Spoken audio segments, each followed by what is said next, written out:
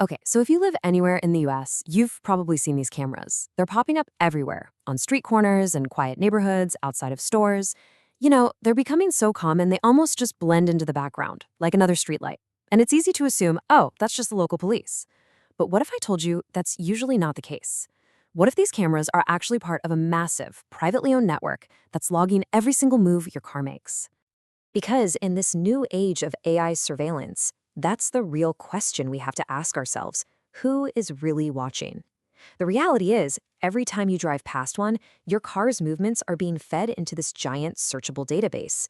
And it's not run by the government. It's run by a third-party startup, creating a detailed digital history of everywhere you go. All right, so to really understand what's going on here, we have to look inside the black box. We need to break down the technology itself, because this is so much more sophisticated than just a simple traffic camera. This is all about creating a detailed digital file on your car.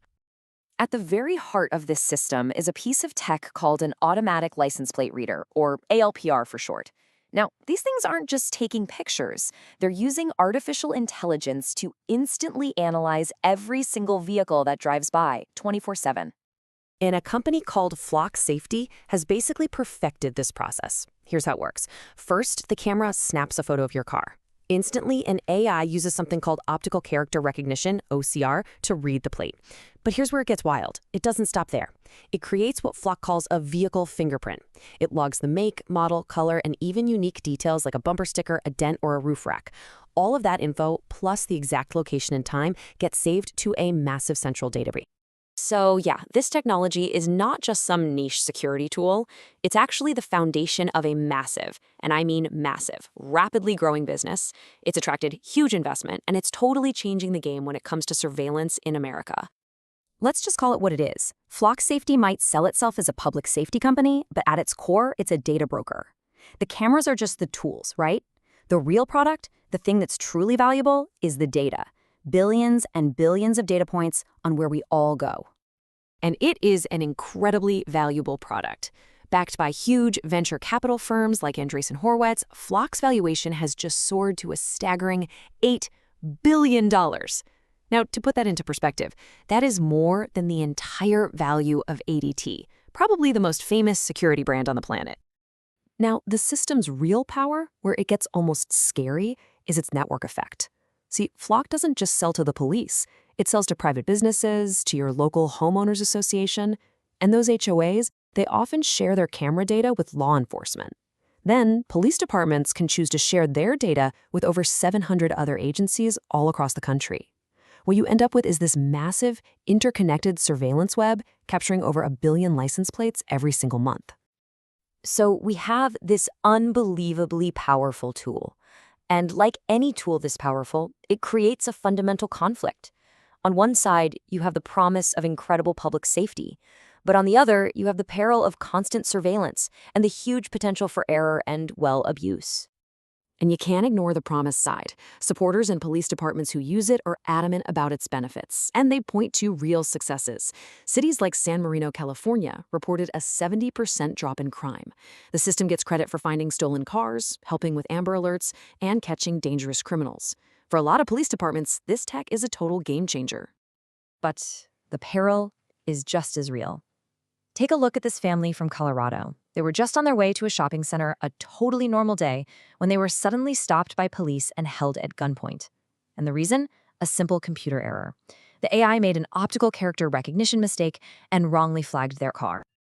And believe me, this was not some isolated one-off incident. Similar mistakes have led to innocent people being held at gunpoint all over the country. The FBI database that Flock uses to cross-reference flates, it's known for being inaccurate. And it goes beyond just errors. We have documented cases of abuse, police officers using the system to stalk their exes, data being shared with ICE, and one of Flock's own products was even caught using data from illegal hacks. And this really highlights a hard truth here.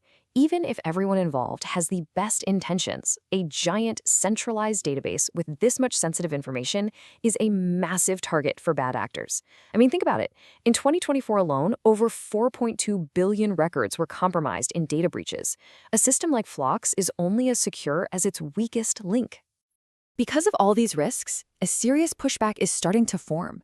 From courtrooms to city halls, you've got civil liberties groups, legal experts, and community organizers, all challenging the unchecked growth of this digital dragnet.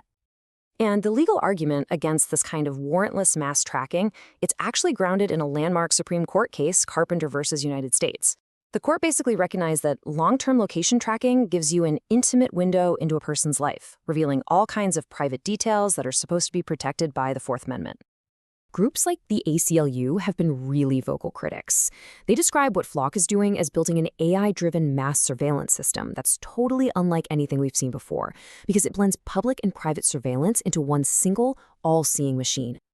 And you can see this debate playing out for real in cities all over the country.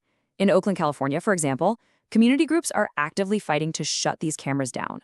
They argue that as a sanctuary city, the risk of this data being shared with federal agencies like ICE is a direct threat to undocumented members of their community. But the fight isn't just legal and political. It's also technological. Researchers and activists are developing some really clever ways to defend against AI tracking. One of the most fascinating is called adversarial noise. Think of it like digital camouflage for the real world. So here's how this works. To you and me, a license plate with this adversarial noise might look totally normal, completely readable. But to the ALPR's AI, that pattern introduces just enough visual static to completely confuse the system. The AI either fails to see the plate at all or it just misreads it completely. It's a way for regular citizens to technologically opt out of a system they never even agreed to be a part of. So, we're left at this huge crossroads. Is this technology the key to making our community safer, an essential tool for police? Or is it the blueprint for an unprecedented surveillance state, where we trade our privacy for a sense of security that comes with some pretty catastrophic risks? This debate is happening right now, in our cities, in our neighborhoods, and it forces all of us to ask a really tough question. Where do we draw the line?